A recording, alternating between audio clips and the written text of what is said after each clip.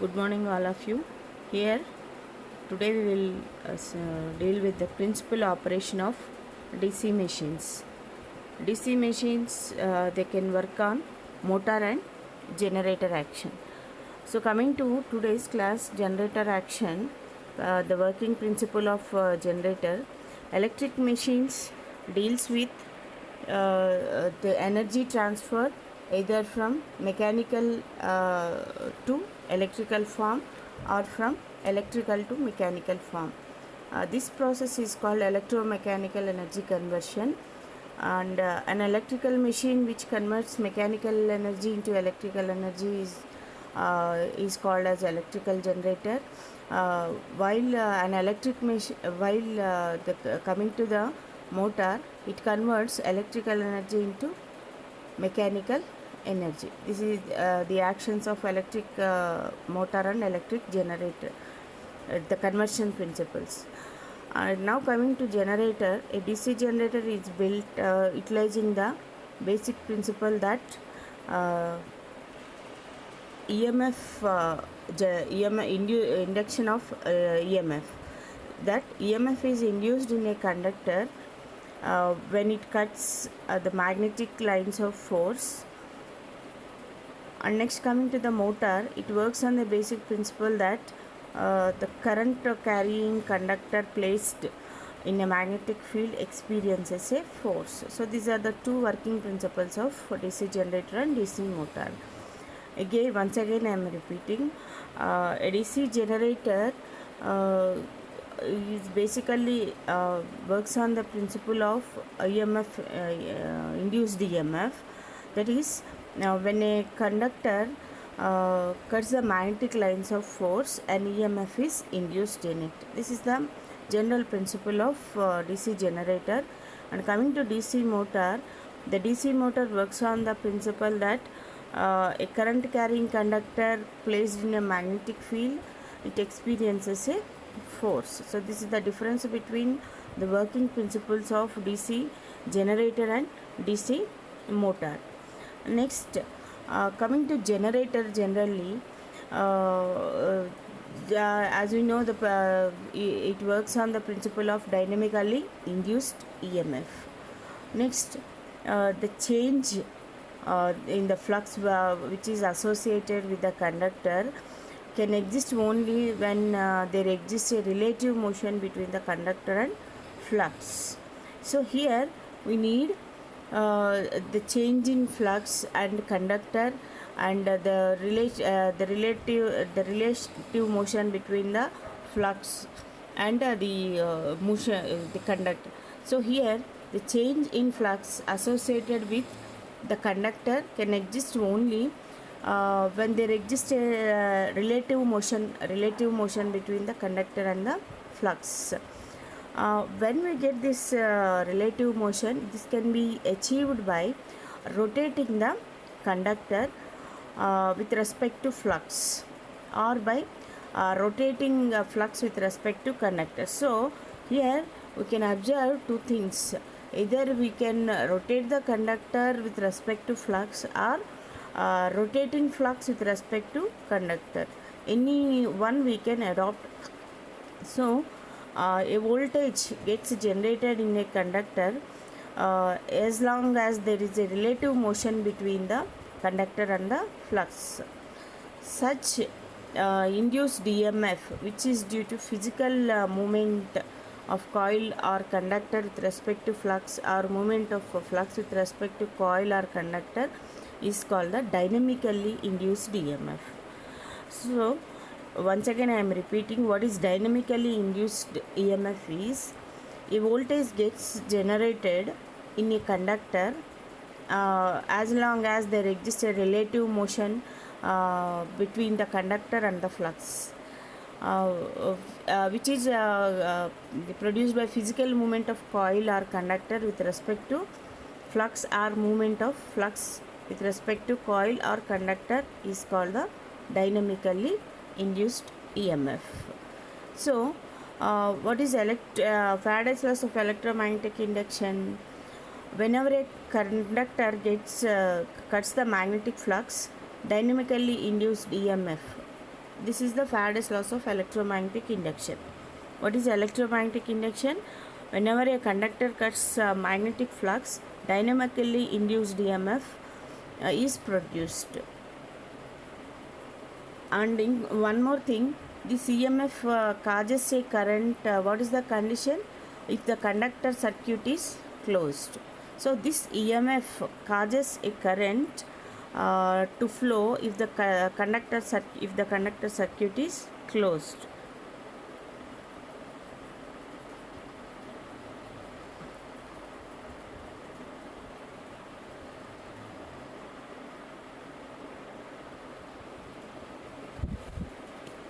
So this is how we will get the induced EMF and current. According to Faraday's electromagnetic induction principle, whenever a conductor cuts a magnetic flux, dynamically induced EMF is produced, and this EMF causes a current to flow if the conductor circuit is closed. This is the condition. And next, we need three things here to generate for generating action. The conductor or a coil we need, and next the flux we need, and next relative motion between the conductor and the flux we need. So these three things we need here. Requirements or magnetic, either we can call it as magnetic flux density, conductor with length, and relative motion between the flux density and length. So next, coming to in practical generators, generally the conductors are rotated to cut the magnetic flux, keeping flux stationary. So generally we can observe the flux is kept as stationary, and the conductor rotates so that EMF induces. And to have a large voltage output, a number of conductors are connected together in a specific manner to form a winding. So in order to get the more voltage levels or large outputs, we should have a number of conductors together and in a proper manner.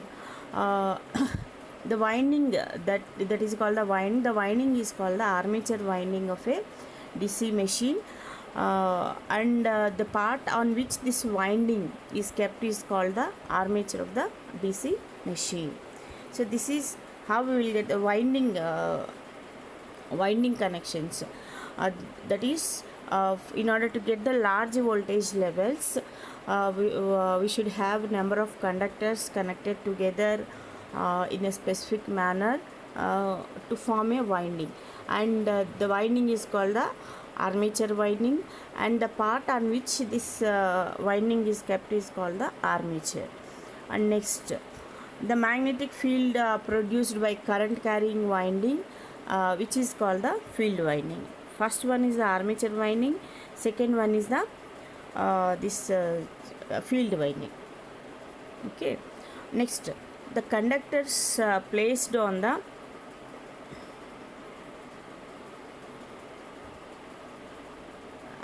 conductors placed on the armature are rotated with the help of some external device. Such external device is called a prime mover.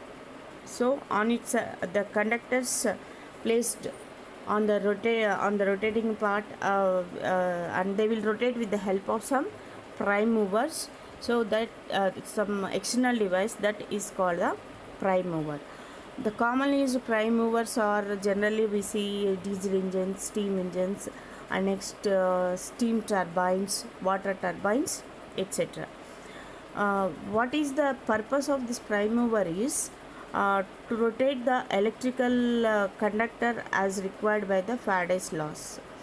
Okay, and next, the how to get after getting the induced EMF, if you want to get the direction, in which direction the EMF induces, it means we have the Fleming's right hand rule. For DC generators, we have to adopt Fleming's right hand rule, and for motors, Fleming's left hand rule.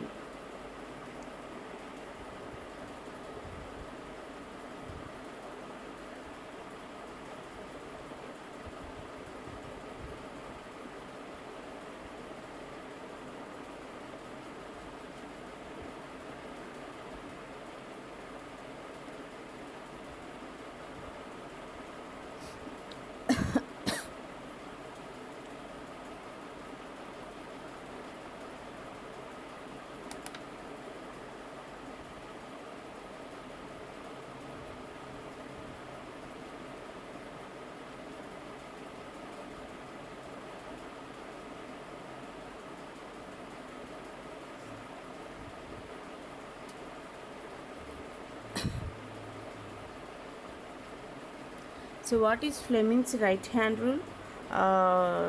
Putting the forefinger, thumb and middle fingers of the right hand mutually perpendicular, and if the forefinger shows the direction of flux, next next the middle finger points at the direction of induced voltage, and uh, so and the thumb finger it shows the direction of the motion, and the forefinger it shows the direction of flux, and the middle finger it shows the direction of the EMF. This is Fleming's right hand rule, and this is also called the generator rule also. So now we can get the magnitude of induced EMF as E is equal to BLV sine theta.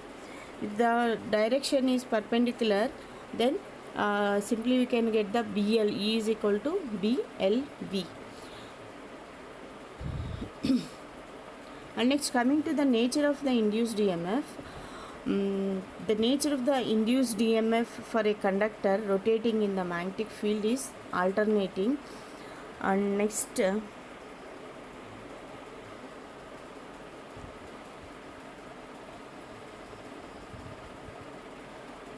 nature of induced EMF for the conductor rotating the magnetic field is alternating. As the conductor rotates in the magnetic field, the voltage component at various positions is also different. Here we can see in the diagram, we can get the alternating EMF we can get, and at different positions, one is at the positive level and one is at the negative level, and with different levels, that is at maximum peak, positive maximum and negative maximum also we can get. Hence the basic nature of induced EMF in general in the DC generator is alternating. To get a DC output which is unidirectional, it is necessary to rectify this alternating induced EMF. So in the DC generators, how we get this DC rectified DC level? Here we are basically we are getting the alternating induced EMF. So there is a device which converts this alternating induced EMF to unidirectional EMF. So that device is called the commutator. By commutator action, we can get the alternating whatever the output we are getting, that is the alternating EMF, that it is converted into unidirectional EMF. So this is how we will get the induced EMF. So in generators, the principle of action depends upon the Faraday's laws of electromagnetic induction. And next, whatever the induced EMF will get, basically it is in the alternating nature. So in order to rectify that, we are using the commutator, a special device, a commutator. So with the commutator action, we can get the alternating EMF to rectify that unidirectional EMF. And next, the induced EMF formula is E is equal to BLV sin theta. Here, coming to the here we are using number of many number of armature conductors and number of poles, and we are having the parallel paths. And next, revolution. So considering those all, we have some derivation, that is the EMF equation of a generator, that is EZ is equal to phi ZNP by phi ZN by 60 into P by A. This is the general expression for generating equation, EMF equation of a generator. Generally, P is equal to number of poles and phi is equal to flux per pole, and Z equal to total number of armature conductors.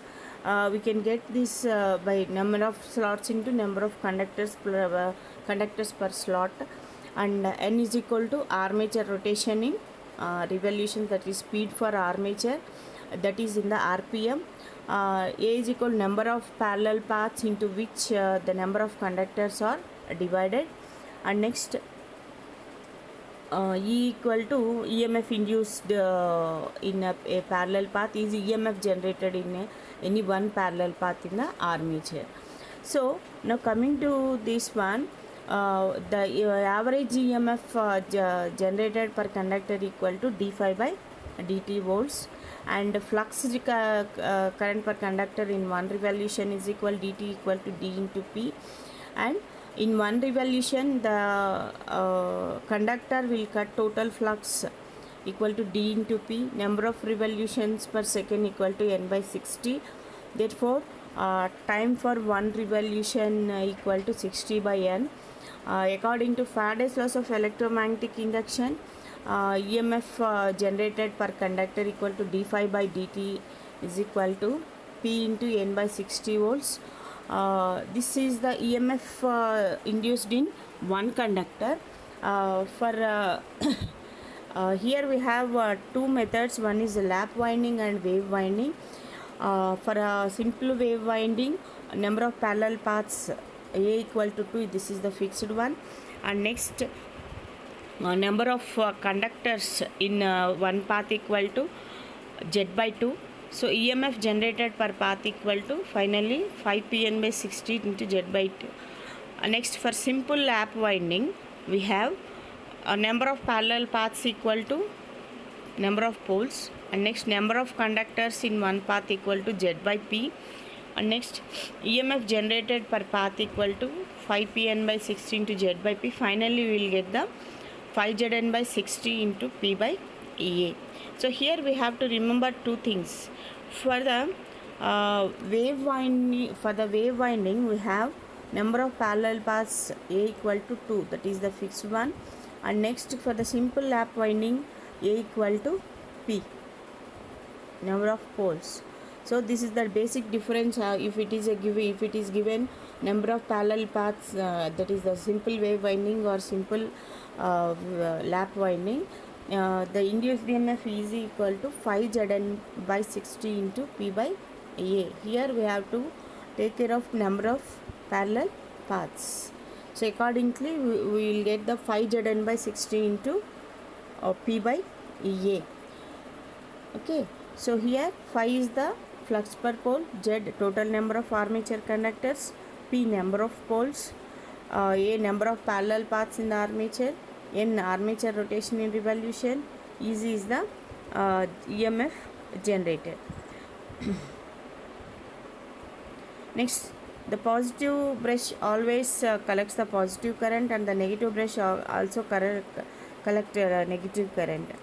As a result, this is a pulsating DC voltage is supplied to the external load. This is how the EMF is generated in the DC generator action. So the generator action, it is basically the principle is Faraday's laws of electromagnetic induction, and in order to get the direction of induced EMF, we will use the Fleming's right hand rule. So in the Fleming's right hand rule, the thumb finger indicates the motion, and the middle finger indicates the EMF, and the forefinger indicates the flux. So this is how we will get the direction of the EMF, and the expression for generated EMF in generators is equal to 5 Zn by 60 into P by EA. This is how we will get the EMF generation in the armature in the DC generators.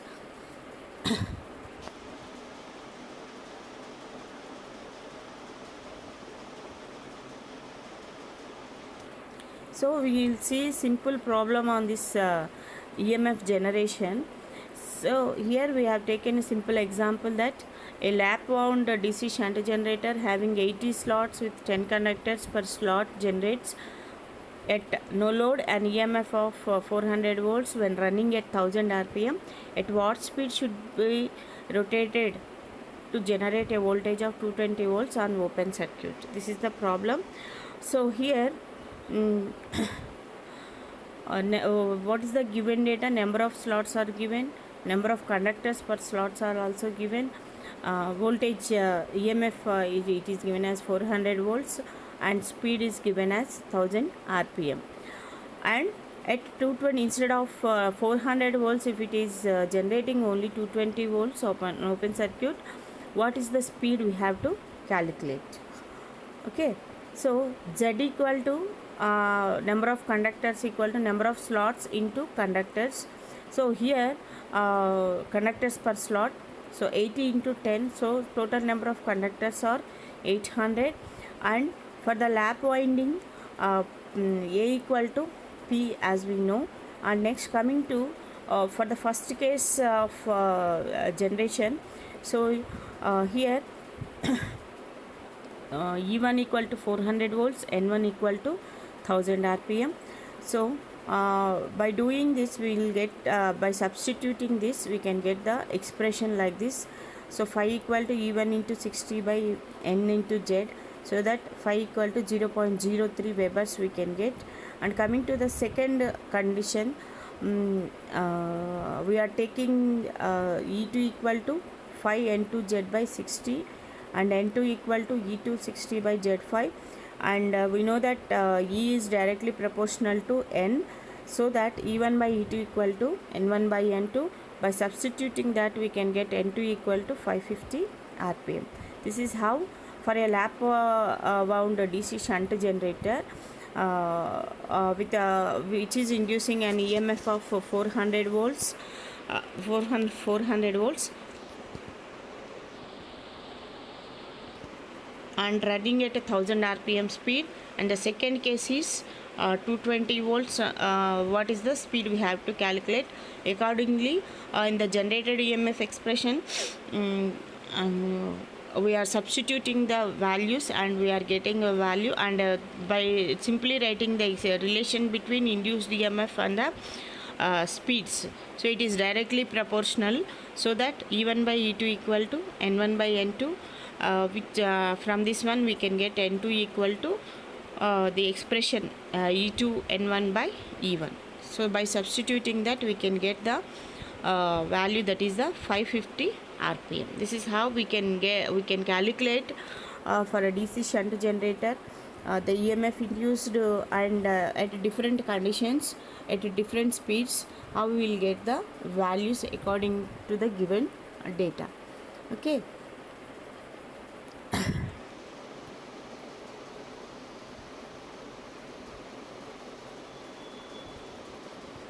So coming to the motoring action, so here also two main conditions are there.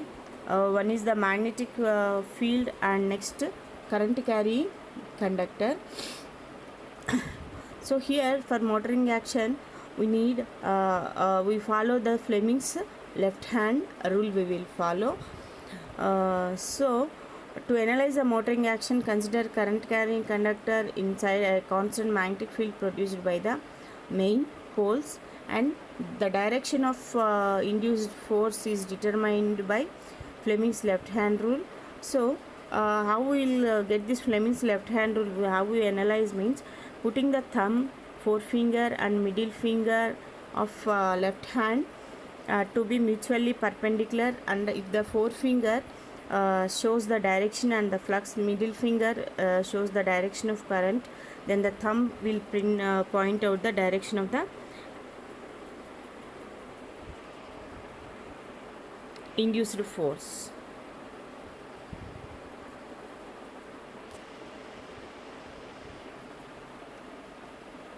So the motoring action is we can get this motoring action by means of Fleming's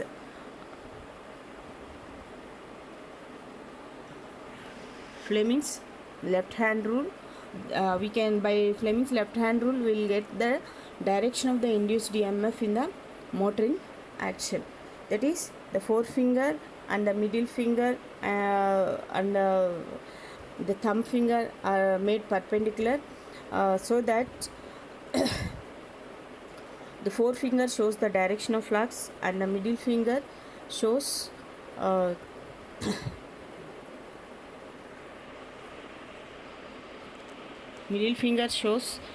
direction of current, and the thumb points out the direction of the induced EMF.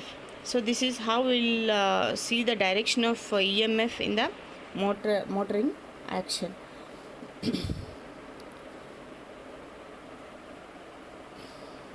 So in the motoring action, the EMF tries to set up a current throughout the armature which is in opposite direction to that which supply voltage is forcing through the conductor. So EMF always opposes the supply voltage, so it is called the back EMF, or we can call it back EMF, that is EB.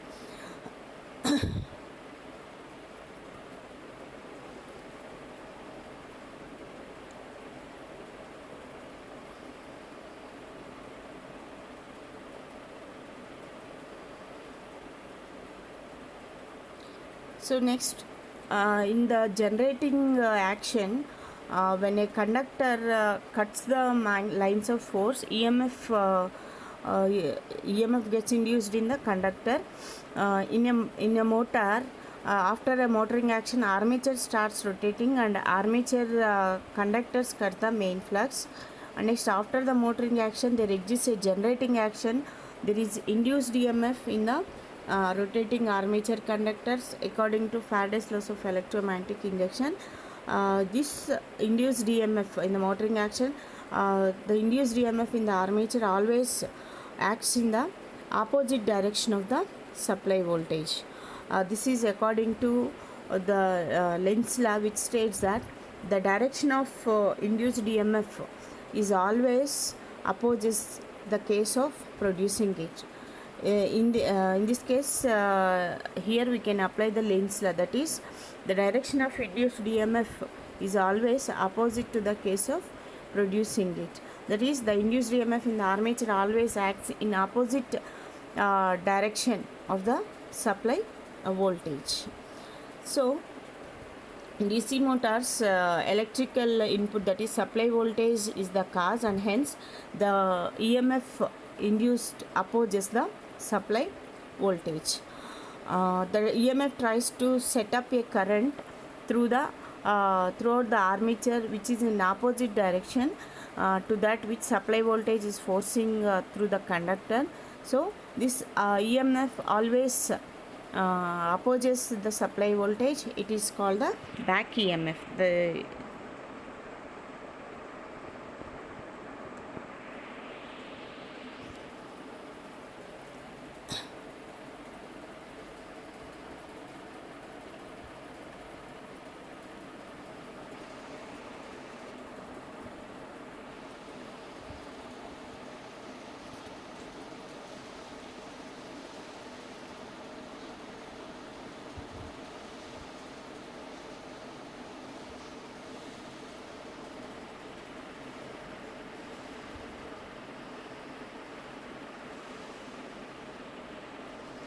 So in today's class, we have seen the principle of operation of DC machines, that is either generating action or and the motoring action we have seen.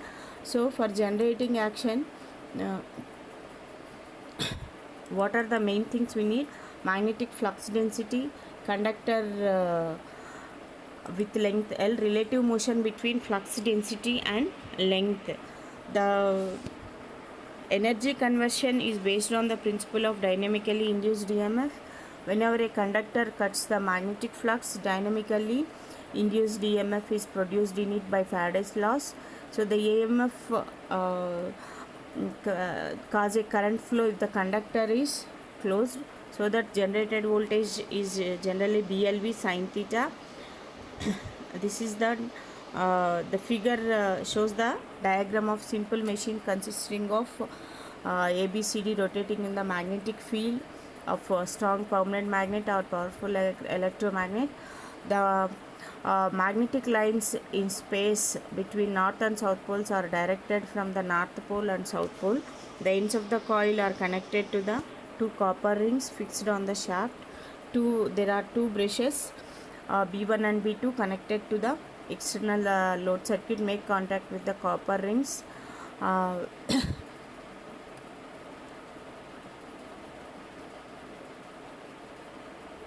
So coming to the working principle of DC generators, it is basically works on the principle of dynamically induced EMF. So Whenever coming to Faraday's laws of electromagnetic induction, whenever a conductor cuts the magnetic flux, dynamically induced EMF is produced in it according to this Faraday's laws of electromagnetic induction. For generating action, we need three components. We need the conductor or a coil, flux, next relative motion between the conductor and the flux. So in practical generators, the conductors are rotated to cut the magnetic flux, keeping flux stationary, and to have the large voltage as output. The number of conductors are connected together in a manner that is in form of a winding. This winding is called armature winding, and the part on which this winding is placed is called the armature. And the magnetic field produced by a current carrying winding, which is called field winding. And next, the conductors placed on the armature are rotated with the help of some external device. That device is called the prime mover. And the prime movers generally are water turbines, steam engines, diesel engines, like that. And next, the electromagnetic induction, according to this, E is equal to N into d phi by dt. We can have the magnitude of induced EMF also is equal to BLV sin theta. Next, nature of the induced EMF is the nature of the induced EMF it is generally of alternative nature. But here we are using the DC type machine, DC generator. So how we will get this means by means of a rectification action, that is the device which is used to which is used in the generators to convert alternating induced EMF into unidirectional DC EMF. It is called a commutator.